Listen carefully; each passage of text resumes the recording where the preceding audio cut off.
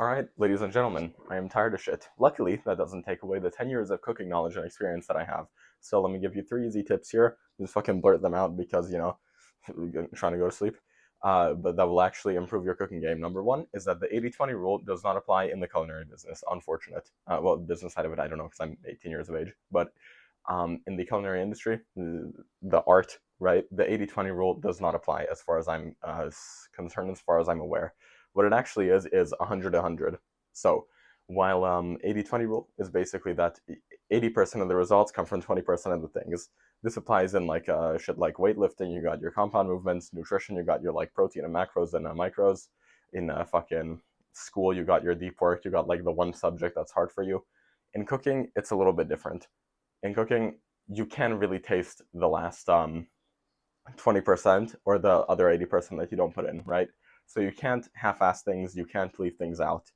Because if you do, that's not gonna end well for you, it's not gonna end well for fucking anyone involved that's gonna be tasting your food. Essentially, um, 80-20 rule would be something like, oh yeah, I'm just gonna do this one seasoning, and then out of laziness omit something, right? And then hope that it's gonna be the same. Or like, oh yeah, this technique doesn't really do anything. Um, when you don't understand what the technique does. So, for example, uh, temperatures in baking. If you are going to be baking, please take temperatures into account. Get a thermometer. Get one of those things that can measure your fucking temperatures accurately.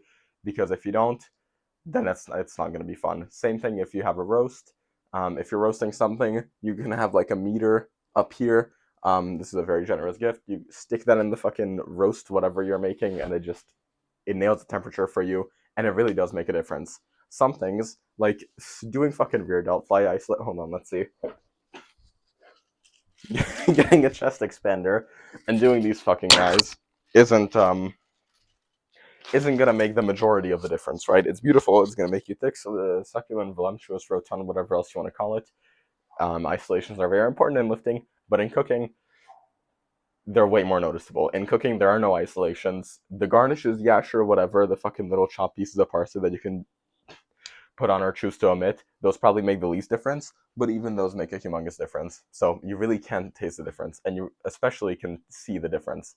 So with plating, it's not 80-20. With cooking, it's not 80-20, it's 100-100. You can't half-ass things if you want to get the best results.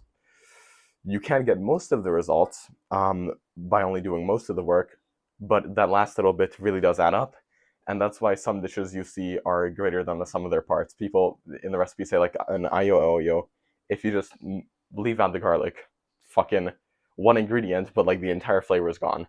If you just leave out the lemon, one ingredient, but the entire there's no acidity to counterbalance all the richness, right? So like your stuff gets all messed up if you omit even just a little bit of little thing out of laziness. Now, what this doesn't mean is that if you can't find some fucking like random valerian root or some random ingredient, it doesn't mean that you shouldn't start the recipe, right? You can iterate, you can adapt, improvise, adapt, overcome. Bear Grylls, very nice. He like eats bugs off the ground, so like if he does that, you can work with whatever ingredients you have. But basically, if you have the means to, go follow the recipe, go get the ingredient, go do the thing fully, right? Don't be chopping the onion halfway and be like, it's fine, and then you like cut your finger and then you bleed all over the place and then you like rough chop it and your date gets like a fucking piece of onion stuck in here. Very nice, very beautiful. Those are the things I'm talking about. Take your time, chop each individual vegetable. Take your time, get the best ingredients you can, get the ingredients that you actually can. But if you can't, don't overly stress about it. Don't worry about it. But just know that it really does make a difference. Our next point is that quality is worth it.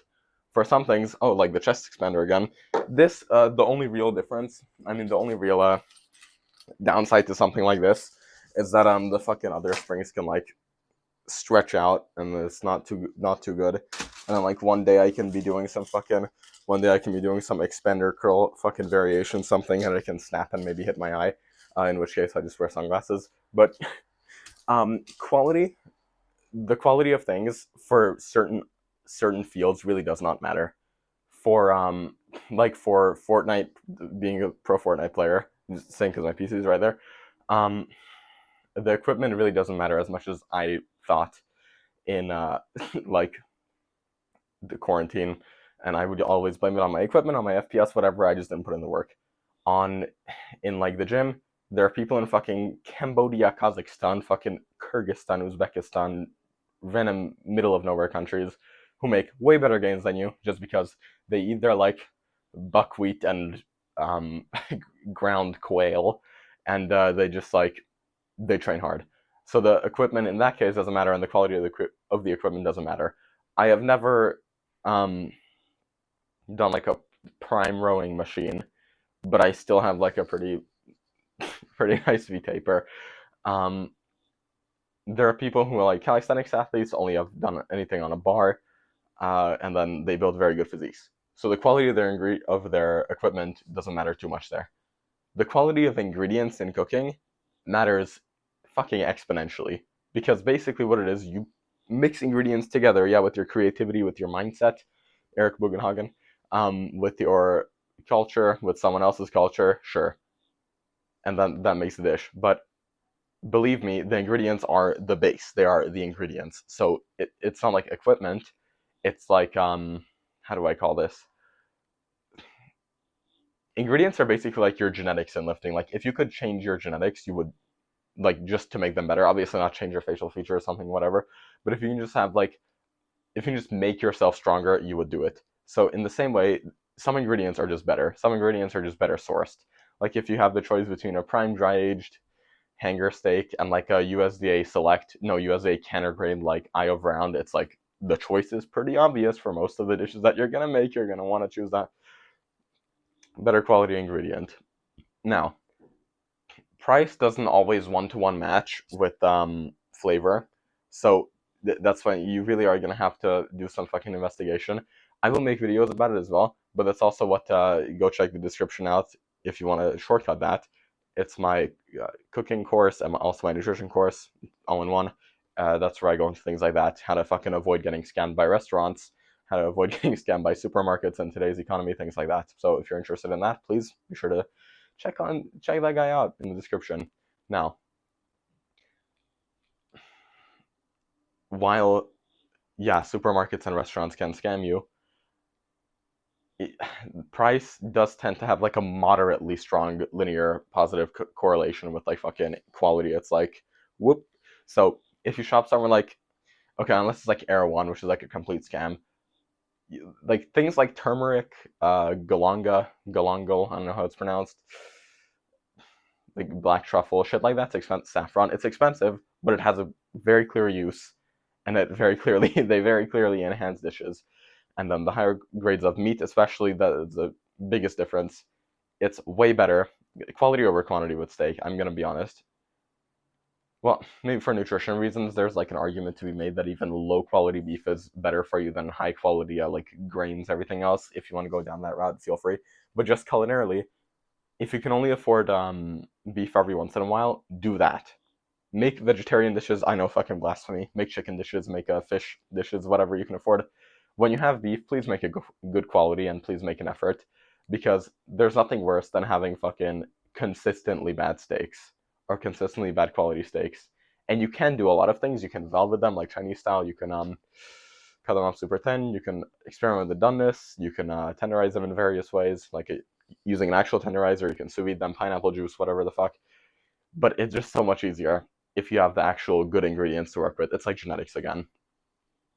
Things like European butter, right? European butter. We just my mom and I went to the store recently. We bought a fucking, and we were just looking around for funny ingredients, and we found a imported German butter, and we're always like I don't know. We always like ignored the things like Kerrygold, things like that. We always bought the like Land of Lake stuff before they before they removed the Indian. But um, what's it called? Things like that really are worth it. Things like that, just I tasted that. Holy, it's a completely different thing. It's like cultured in some way. It's cultured in another way, spiritually. Um, it's yellower, holds onto its color, higher butterfat percentage. It doesn't like melt in 2 seconds. It's not watery and disgusting and opaque. It's just really good. It's just really good, and things like this are worth it. This again goes along with the 80-20 rule, but it's slightly different. the 80-20 rule does not apply here. It's 100-100. So what you pay for, you get what you pay for with ingredients. And there are ways to make it, and there are ways to make things work for cheap, 100 million%. But these ingredients, yeah, when put together, they're greater than the sum of their parts, and they're super worth the quality and the time investment. And also how you prepare them, because quality can also be how you prepare them, obviously. And then fucking like copy paste broccoli hair like a perm kid. Who goes to zoo culture and like goes home and sees a steak and eye cutting board video and it's like, I'm gonna do that. So he gets Wagyu A5 from like I don't know, D'Artagnan meats shipped over from New York, and it's like, no, yeah, and then he just fucks it up. Obviously, that's bad. So obviously, it's not just the ingredient quality, but it's a combination, and it is pretty equally like the quality of the ingredients you get and how you deal with them. So keep the quality of those as high as possible, even if it means decreasing the frequency for how often you eat like steaks and stuff. The last point here is take command. Take command of your food. What this means is, number one, don't be afraid of heat, and number two, don't be afraid of getting messy, getting in there, shit like that. To elaborate this, I'm just going to tell you what not to do. When I see most people cook who don't exactly know maybe how to make the best food, the attitude that they take, right, is that they're touching dog shit with a stick. When there's like a dough to be needed, when there's a steak to be seasoned, when there's like any protein, meat, chicken, pork, fish to be seasoned, they do it like they're touching dog shit with a stick. They just want it to stay far away from, like, yeah, there we go. And maybe touch a little bit. It's like, that's not how it is. You gotta take that thing, slap it on the board, kosher salt, cracked pepper, bam, smear it all in, oil, smear it all in. Oh, I know your hands are oily now, it's okay. Bam, place it in the hot pan, fucking pat down, nice crust. Super good. When you do this shit, like, fucking, you just like throw Salt Bae style on it a little bit, and then you just like kind of like take the pre-ground pepper, and then you don't really rub in the seasoning, and you just like transfer it to the thing. It shows. Um, and this is especially with doughs. This is why most people don't know how to make like or don't think they know how to make like pasta or breads or shit like that. It is super easy. You just have to take the leap of faith. You just have to take the dive. It's like, okay, yeah, my hands are gonna get a bit dirty. It feels a bit gross because I'm not used to like sticky stuff, because this doesn't really occur in nature. Like there's no like doughs that I commonly encounter in nature. So like my brain kind of thinks it's like weird. Okay, sure, I'm gonna need this, and then it's fine, because once you've needed a couple of doughs, you just automatically know how to keep your fingers less sticky. Like when I first started making the bread doughs, pasta doughs, pizza doughs, things like that, pie crust. I haven't made pie crust too many times, but pie crust doesn't get too sticky. But any of these like hydrated, especially yeasted doughs or pasta dough, you kind of fuck up the hydration levels when you first do it, and then you're also just less confident, so it gets all sticky, and it's like a very negative feedback loop because you don't want to do it.